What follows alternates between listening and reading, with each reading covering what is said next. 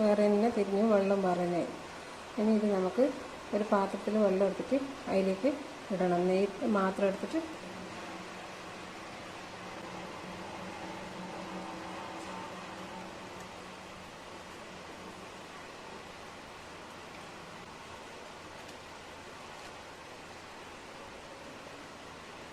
ഇത് വെണ്ണയാണ്. വെണ്ണ ഇത് ഉരുക്കിയാലാണ് നെയ്യാവുക.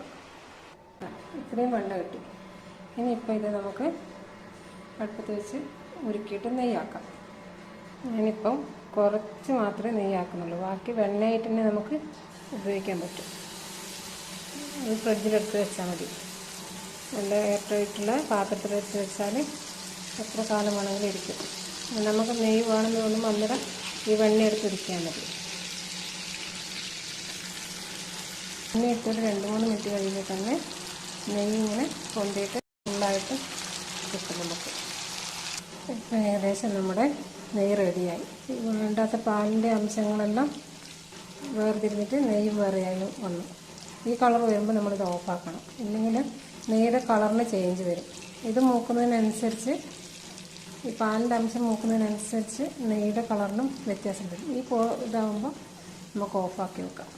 ഇത് തണിഞ്ഞിട്ട് നമുക്കൊരു ബോട്ടിലിൽ ഒഴിച്ച് വെക്കാം. നെയ്യ് തണിഞ്ഞതിന് ശേഷം നമ്മളിങ്ങനെ ഒരു കുപ്പിയിൽ ഒഴിച്ചിട്ട് അടച്ച് സൂക്ഷിക്കാം. നമുക്ക് വേറെ തന്നെ തിരിഞ്ഞ് വെള്ളം പറഞ്ഞായി. ഇനി ഇത് നമുക്ക് ഒരു പാത്രത്തിൽ വെള്ളം എടുത്തിട്ട് അതിലേക്ക് ഇടണം. നെയ്യ് മാത്രം എടുത്തിട്ട്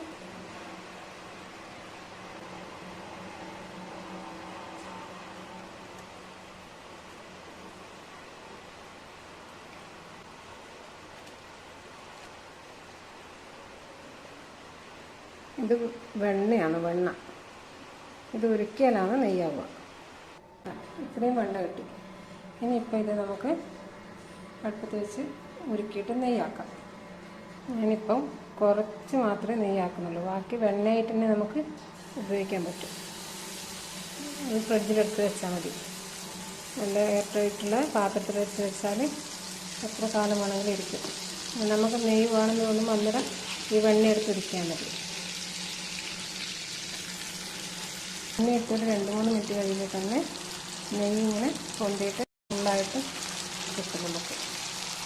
ഇപ്പം ഏകദേശം നമ്മുടെ നെയ്യ് റെഡിയായി. വേണ്ടാത്ത പാലിൻ്റെ അംശങ്ങളെല്ലാം വേർതിരിഞ്ഞിട്ട് നെയ്യ് വേറെയായി വന്നു.